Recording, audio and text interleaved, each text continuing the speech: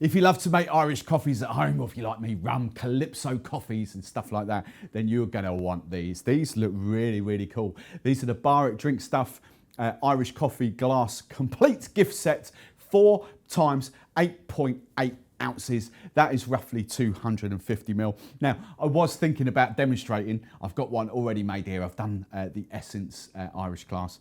I was going to, these have just come straight out of the showroom next door, and I'll get shouted at because they are display purposes only. I'll get shouted at if I get cream and stuff in them, so I won't. But can you imagine serving one of these up like that? They come to pieces quite easily to clean.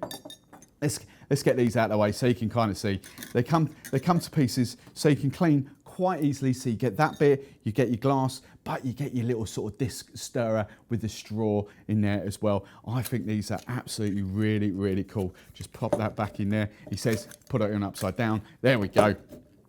And look at that. So that is the Irish coffee gift set. Just imagine serving up.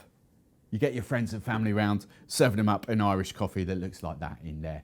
Absolutely perfect.